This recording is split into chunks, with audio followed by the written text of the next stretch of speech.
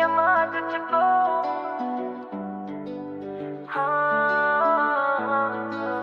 कृष्णा कौनो राह दिखदा, अपना शरण में आज छुपाला। जिंदगी के मोड़ पे खड़ा बानी, तोरे बिना कुछ भी नहीं खे, बात के समझा दे।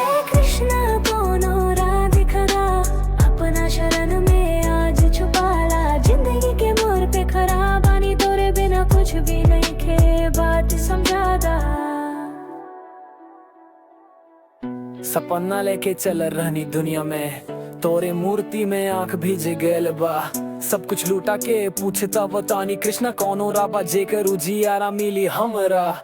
रिश्ता के बोझ बाकी बा एहा कोनो ना, मन तो चाहे मर जाए कोनो कोना। बोले सब छोड़ दे अपन सपना का, कहे कृष्णा खुद पर भी भरोसा अब तक होवत बा। राते के 4 बजे तक जागे, कल्पना में कल के सपना सजाई। माँ के आंसू, कर्ज के बोझ, लव भी गैल, सब कुछ फॉल। मेहनत करी दिन रात फिर भी कुछ ना मिलत बा। भगिया हमार बोलता अभी ना तू पीवा।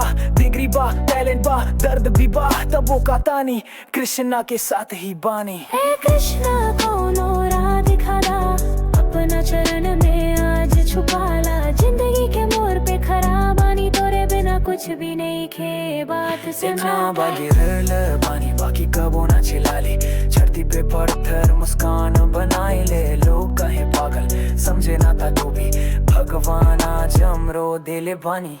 ब्रह्मा के रास्ता मर के मिलेला, कहे कृष्णा ए जन्म हमार, कहे ऐसन मिलाल बा।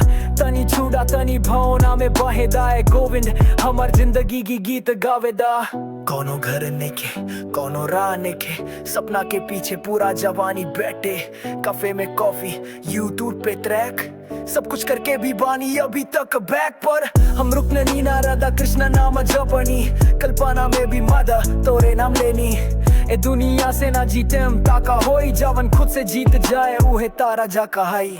कृष्णा कौनो राह दिखदा, अपना चरण में आज छुपाला। जिंदगी के मोड़ पे खड़ा बानी, तोरे बिना कुछ भी नहीं खे, बात के समझा दा। कृष्णा कौनो राह दिखदा, अपना चरण में आज छुपाला। जिंदगी के मोड़ पे खड़ा बानी, तोरे बिना कुछ भी नहीं खे, बात के समझा दा।